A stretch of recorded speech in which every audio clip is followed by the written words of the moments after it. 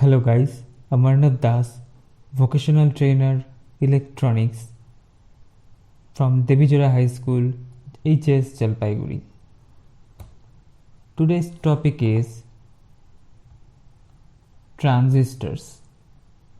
So let's start. After the World War II in 1948, the transistor was invented in the Bell Laboratories in the USA by Bardeen, Brattain and Shockley. This was the first transistor. This is the color picture. So hearing aids were the first commercial application of the new solid state invention in 1952. It is the hearing aid. It is a picture. In 1954, the first transistor radio called the Regency TR-1 was produced with the help from Texas Instruments. It sold for about $49, which is now equal to be over $300 today. This is the first transistor radio. So, why are the transistors so important? They can be thought of an electronic switch. Okay, the development of the transistor was the key component to the development of the modern computer. Without the development of this transistor, your home computer would look like this, gigantic in size. Okay. So next is, what is a transistor? In basic terms, a transistor is a semiconductor device made up of three separate parts. Okay. These parts are called the emitter, the base and the collector. These parts are put together like sandwich, with the base being between the emitter and the collector, like this. The emitter emits the electrons which pass through the device. The collector collects them again once they have passed through the base. Now what is base?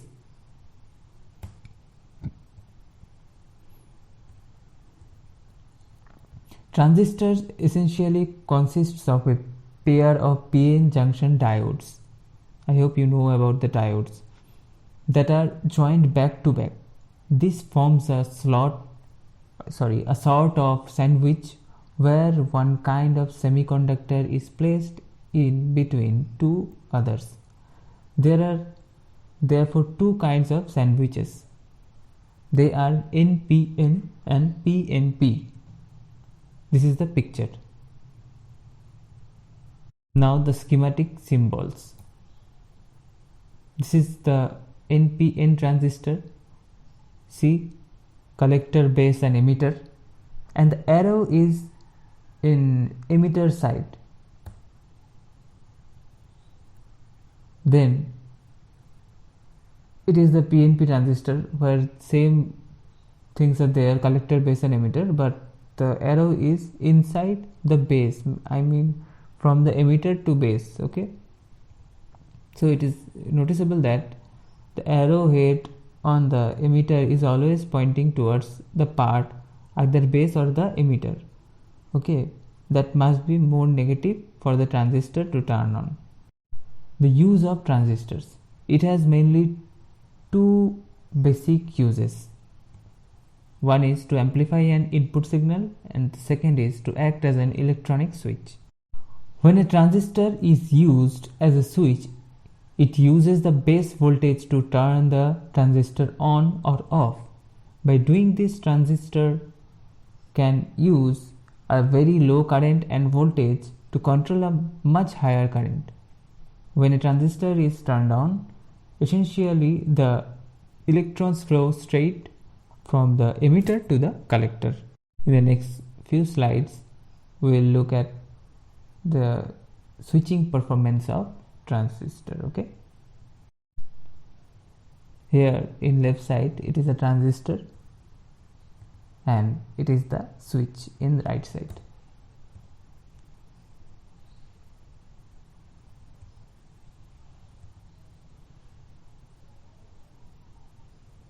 So base, collector and emitter, that is a transistor, is given. Switching is controlled by the voltage between the base and the emitter. Okay, when voltage of base to emitter is less than 0.7 volt, the transistor switches off. Okay, that means no current flows between collector and the emitter.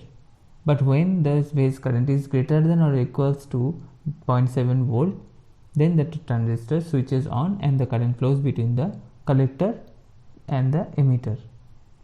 When a transistor is turned on, which in the case of the NPN transistor is when the difference between the base voltage and the emitter voltage is less than 0.7 volt, there is no connection between the emitter and the collector. That means it is an open circuit. And if we use a meter to measure the voltage difference between the emitter and the collector, we can see all the voltage available. And when the transistor is turned on, which in the case of NPN transistor, in when the difference between the base voltage and the emitter voltage is more than 0.7 volts, there is a connection between the emitter and the collector, that is the closed circuit. And if we see through a meter to measure the voltage difference between the emitter and the collector, we will get approximately 0.2 volts. The base thickness. The thickness of the base has to be just right. Very thin and base would be essentially vanish.